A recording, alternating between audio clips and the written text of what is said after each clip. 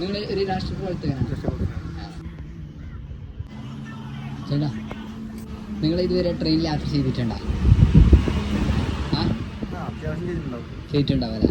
അതിപ്പോൾ ഞാൻ ചോദിക്കുന്നതെന്ന് വെച്ചാൽ നമ്മുടെ നാട്ടിൽ ജനറൽ കമ്പാർട്ട്മെൻറ്റിൽ വല്ലാതെ തിരക്കാണല്ലോ അല്ലേ? അതായത് പൈസ കൊടുത്തിട്ടാണ് യാത്ര ചെയ്യുന്നുള്ളത്. പക്ഷെ എന്നിട്ട് അവർക്കൊന്നും ചെയ്യാൻ പറ്റുന്നില്ല. സുഖമായിട്ട് ഇരിക്കാനോ അല്ലെങ്കിൽ സ്വസ്ഥമായിട്ട് യാത്ര ചെയ്യാനും പോലും പറ്റുന്നില്ല. തിക്കിയും തെരിയും അങ്ങനെയുള്ളൊരു അവസ്ഥയാണ്. നിങ്ങൾ അത് ശ്രദ്ധിച്ചിട്ടുണ്ടാവും അല്ലേ? അത് ശ്രദ്ധിച്ചിട്ടുണ്ട്. അപ്പോൾ ആ ഒരു പ്രശ്നത്തെക്കുറിച്ച് നിങ്ങൾ എങ്ങനെയാണ് കാണുന്നത്? നിരന്തരമായിട്ട് യാത്ര ചെയ്യുന്ന ആളുകളുണ്ട്. അപ്പോൾ അത് വലിയൊരു പ്രശ്നമാണ് നമ്മുടെ നാട്ടിൽ. നമ്മളതിനെ പരിഗണിക്കാത്തത്, നമ്മളെ യാത്ര ചെയ്യാത്തത് കൊണ്ടാണ്. നിങ്ങളെങ്ങനെ അതിനെ നോക്കിക്കാണുന്നത്?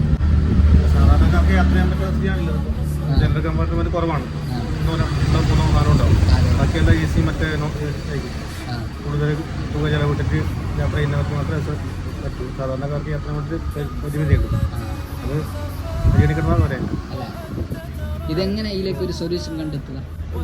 റെയിൽവേ കേന്ദ്ര സർക്കാരിൻ്റെ കീഴിലുള്ളതാണ്. അപ്പോൾ കേന്ദ്ര സർക്കാരിന് പരിഹാരം കാണേണ്ടത്.